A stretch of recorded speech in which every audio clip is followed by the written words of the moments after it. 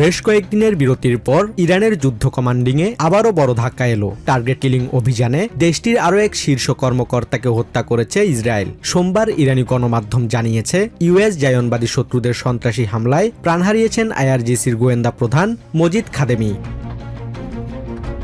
দশকের পর দশক ধরে ইরানের কাউন্টার ইন্টেলিজেন্স এবং অভ্যন্তরীণ নজরদারি ব্যবস্থার অন্যতম প্রধান কারিগর ছিলেন এই গোয়েন্দা কর্মকর্তা। আইআরজিসির গোয়েন্দা শাখাটি প্রভাব প্রয়োগে ইরানের সবচেয়ে শক্তিশালী নিরাপত্তা সংস্থা হিসেবে পরিচিত।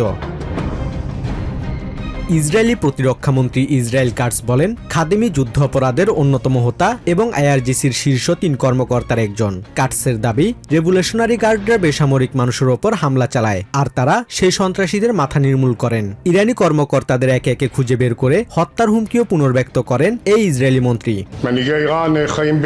আমরা তাদের এক এক করে খুঁজে বের করে নির্মূল করতে থাকব। আমি আগেই সতর্ক করেছিলাম যে তারা যদি ইসরায়েলের বেসামরিক নাগরিকদের লক্ষ্য করে হামলা অব্যাহত রাখে তবে আমরা ইরানের জাতীয় অবকাঠামোগুলো গুড়িয়ে দেব। আমরা ইতিমধ্যে তাদের ইস্পাত শিল্প ও পেট্রোকেমিক্যাল খাতের উপর ভয়াবহ আঘাত হেনেছি এবং প্রতিদিন এই ধারা অব্যাহত থাকবে। মজিদ খাদেমির এই মৃত্যু ইরানের নেতৃত্ব শূন্যতার দীর্ঘ তালিকার সর্বশেষ সংযোজন।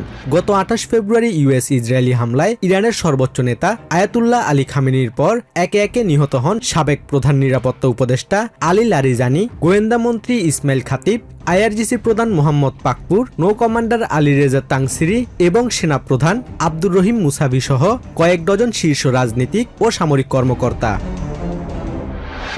মধ্যপ্রাচ্যের এই ভয়াবহ সংঘাতে বেসামরিক ক্ষয়ক্ষতির পাশাপাশি একের পর এক টার্গেট কিলিংয়ের মাধ্যমে ইরানের নেতৃত্ব ভেঙে ফেলার কৌশল নিয়েছে ইসরায়েল, যা একদিকে তেহরানের শাসন কাঠামোয় শূন্যতা তৈরি করছে, অন্যদিকে তীব্র প্রতিশোধের নেশা জাগিয়ে তুলছে।